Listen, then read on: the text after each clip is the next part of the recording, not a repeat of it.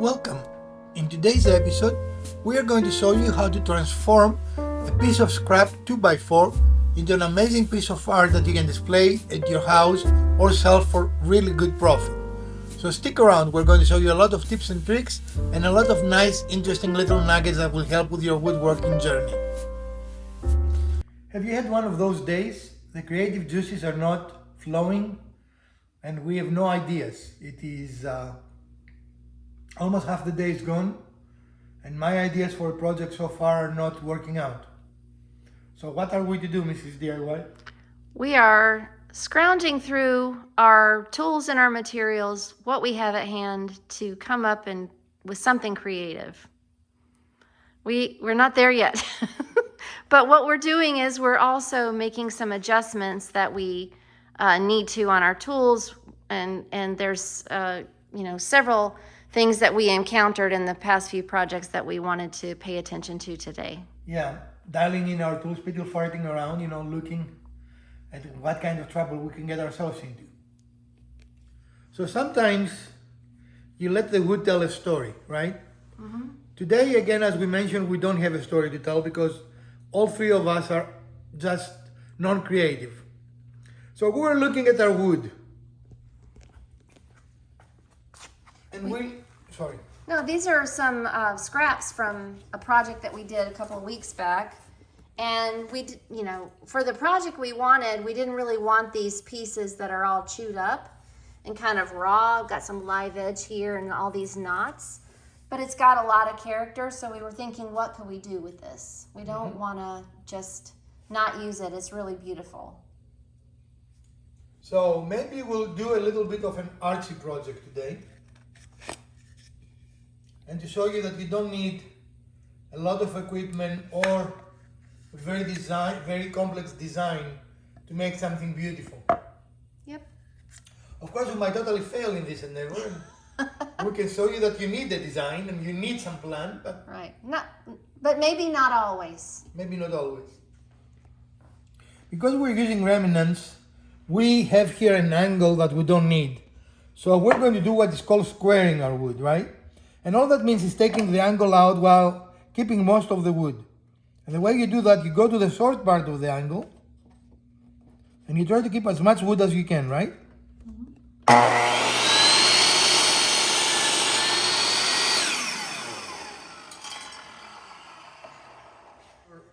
An easy way to check what? If your cut is straight, and it's not perfect because here we have 45, is take the two pieces you cut apart, turn it around, and as you can see, they fit pretty good, right? Does that make sense? Mm-hmm. Does it make sense why this works? Yep. But you have to use the same wood, the offcut, right?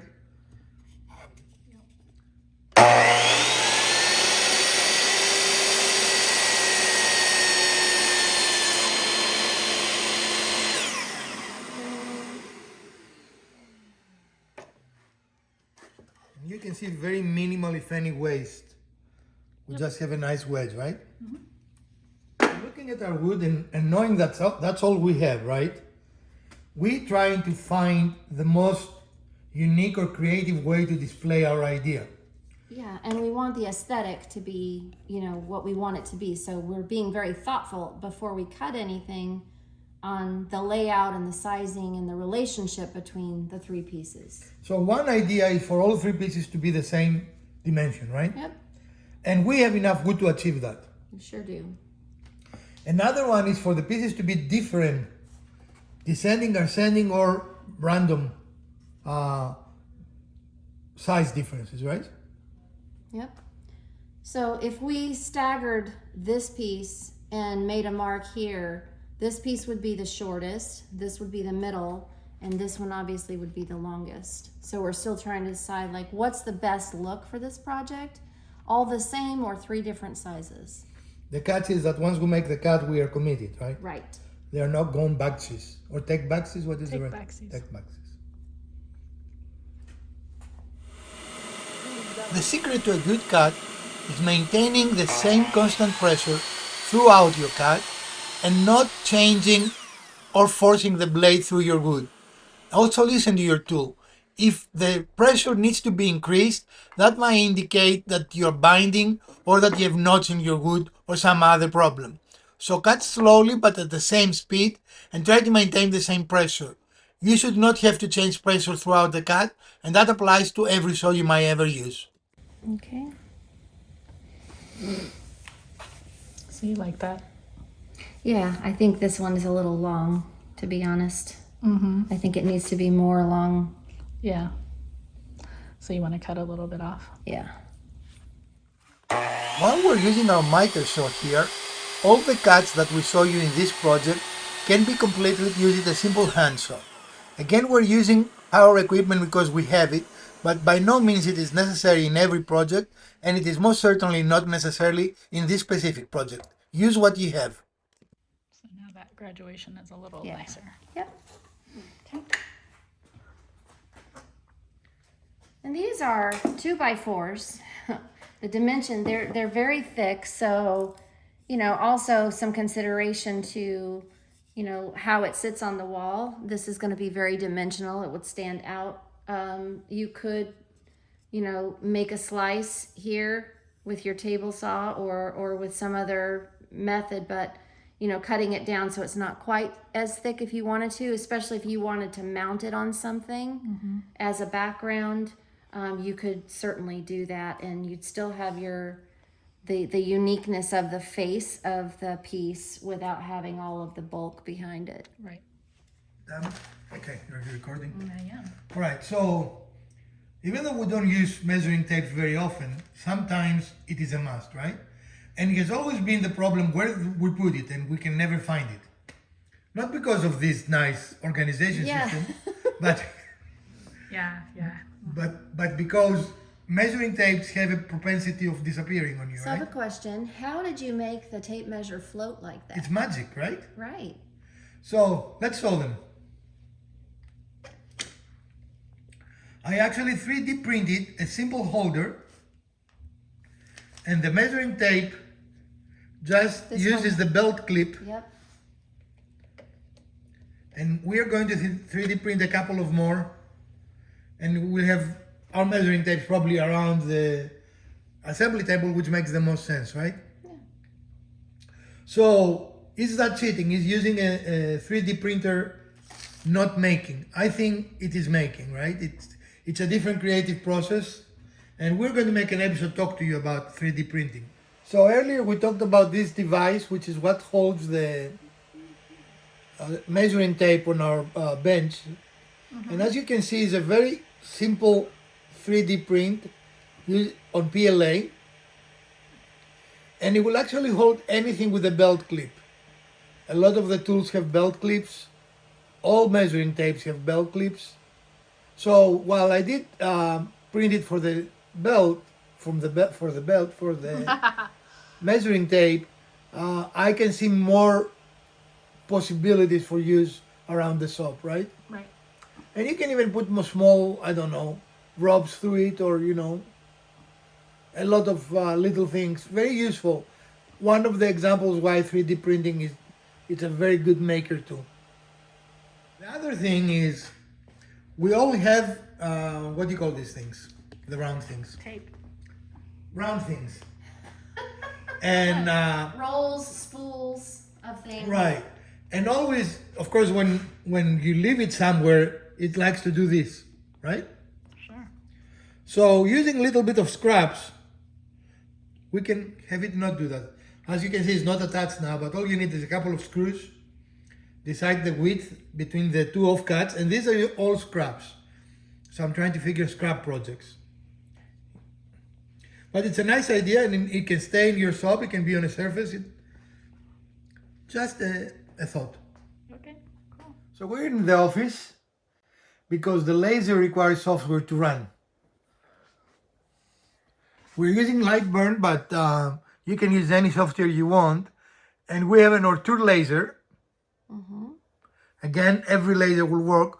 We have designed here what we want to engrave.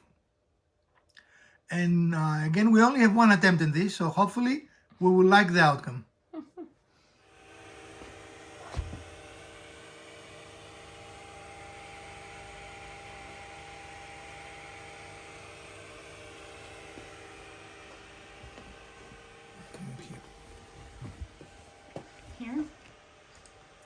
we're going to add a couple of more elements, or try to add a couple of more elements, and hopefully we'll be successful with that endeavor. Okay. The best way to learn any new tool is to simply use it. I'm not an expert in lasers or 3D printers, but I'm working with them and I'm learning. Here we're experimenting by combining 3-4 different elements into one picture and creating art. Do not be afraid of making mistakes. After all, this is just scrap. So the worst thing that can happen is we're going to scrap our scrap. Not a big deal. Cheap wood anyway that we started with, and the laser doesn't cost anything to print other than very little electricity.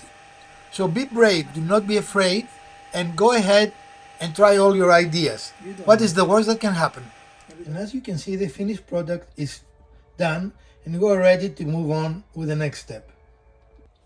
This looks just beautiful. It's exactly what we're hoping for, and the imperfections of the wood make it look even better.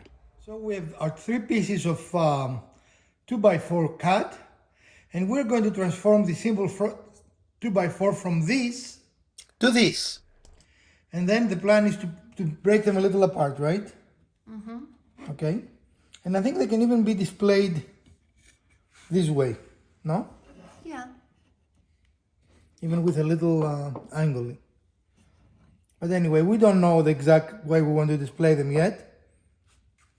Right? Right. So friends, this is our project for today.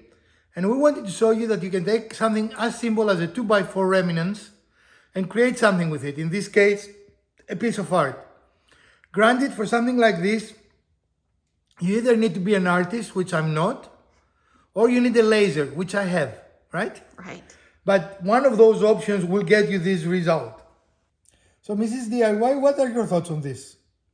I like it. It's a very nice aesthetic for me. I'm not exactly sure, how we're going to present it, but I do think that would be a nice decoration for some part of the house. And I really like the contrast between the black of the engraving and the wood and the different colors that are there. And definitely the imperfections of the wood make the piece pop up, right? Pop out. Right. Even those knots here, they just... Gives it so much character and story. So you don't need a lot of fancy design. We started with 0 design today, right? Right. A little bit of web searching to find images. This is actually 3 images, right? Yeah, we actually had to create from separate images. We had to put them together. So the birds were one. We added the sun we created. The sun, yeah. And then we have 2 different types of marsh grasses that were put together. Yep. And the sky is the limit with that. Our cost was 0. Right? And I would say anyone can do this project, right? I think so. Well, if they have a laser or a way to, engrave the wood. Right, but and again, if you're an artist, you can hand make this. You right? could, or you could even find a stencil that you really like and paint them with black paint or... But use what you have. I have a laser, I use the laser, right? So, what was the hardest part of this? I think the hardest part was figuring out the layout and the scale of the design that we wanted. I mean, as far as the engraving goes. So the hardest part is that we didn't have a plan. And we weren't, it could have used a little better spacing, right? But I think it's good. Yeah. Like here, we can either cut the wood or, I don't know. I don't want to cut it because I like this edge. Mm-hmm. I mean, the Mars could have been going further is what I'm saying. Uh-huh. Okay. So, we had a bit of, I guess a snafu with the design because you can't see it on the wood and know exactly where it's going to play out from the design on the computer, which drives the laser. So we did want to add the sun, but we added it a little too close to the edge of the boards. And so the original thought was to have these 3 pieces as a triptych, but separated. And you can see that with the sun there right on the edge, it does split the sun, making it look more like an oblong, which is not the desired effect. I still think it works. It still looks very cool, but I think it would have been much better if the sun had been fully on the first board. Right. Had we move this maybe an inch Right. to that side, you know. But we learn as we do, right? This is something we did. We did everything as we were going along. Nothing was planned. We didn't have Right. a master plan. All right. Beginner project, right? And as you can see, it displays very nicely vertically as well, right? Then you can scale it, of course. You can make it bigger or smaller. And if you want, you can put something in the back and have it a set distance, right? Right. But I think it looks fine, even the sun. Yeah, and again, we did this because these were scrap wood that we had, and we wanted to use it because it's very unique looking. And we had no clue what we were going to do And we today. didn't know what we wanted to do, but you can take this idea and make it a much larger scale, like on, you know, large pieces of plywood, for example, or, you know, a more exotic wood that you could do this on, and then it would be really much more of a showpiece. You could put it on your wall, etc. Excellent. This is definitely a beginner project, and even the handsaw can do those cuts. They're all straight cuts, right? Right?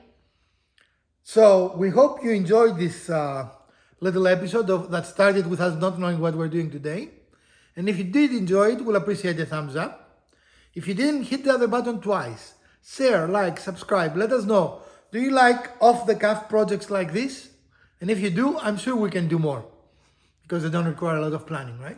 No planning. From Professor DIY and Mrs. DIY, let's design something together.